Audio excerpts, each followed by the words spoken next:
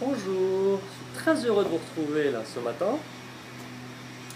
Le beau temps est revenu, le soleil nous réchauffe en tout cas, on est beaucoup mieux. Alors je voudrais ce matin faire simplement et très rapidement un petit topo, non pas vous poser des questions, mais en tout cas faire un petit topo sur le problème de Miloleb.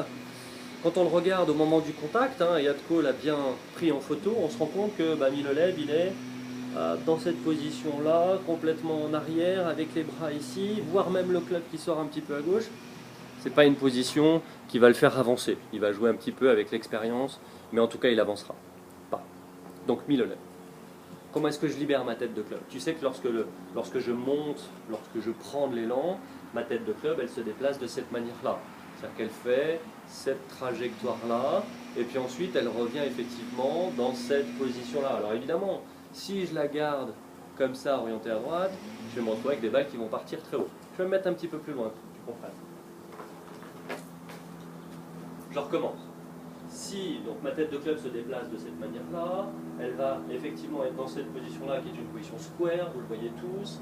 Bien évidemment, quand elle revient de cette manière-là aussi. Et puis là, qu'est-ce qui se passe? Si j'ai une mauvaise action des mains, si j'ai un mauvais grip, ou de la tension, ou de la crispation, voilà ce qui se passe en règle générale. C'est-à-dire que je bloque ici l'action de mes mains, et puis j'utilise mes mains un petit peu de cette manière-là, je verrouille tout ça. Libérer la tête de club, ça veut dire la refermer en fin de compte. Ça veut dire faire en sorte que la face de club se repositionne, ou en tout cas se déplace systématiquement de manière square. Donc elle est ici sur la descente. Bien évidemment, si je veux que ma balle parte vers la cible, j'ai besoin d'avoir cette position-là. Là, ma face de club est square par rapport à ma cible ici. Et ensuite, dans l'action, j'ai cette position-là, c'est-à-dire une main droite qui vient là, dans cette position-là, et ensuite qui permet justement une position finish. En d'autres termes, j'ai des mains qui fonctionnent dans ce sens-là. Ici, là. L'une par-dessus l'autre. On se rend bien compte que lorsque je fais ce geste-là, mon poids du corps passe d'un pied sur l'autre. Si je le fais en laissant jouer un petit peu l'inertie, le poids de la tête de club, parce que c'est important de laisser jouer votre tête de club, vous allez sentir effectivement ceci, tac,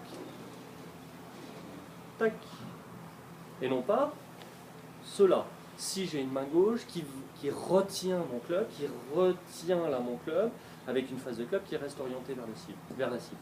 Amusez-vous simplement à prendre de l'élan et à laisser tomber le poids que vous avez au bout des mains. Je prends de l'élan, je laisse tomber le poids que j'ai au bout des mains. Et vous allez voir ce qui se passe au niveau de vos mains. D'accord? Si au contraire ma tension est trop forte, si je serre trop fort ma gauche, voilà ce qui se passe. Là, je suis bloqué. À vous.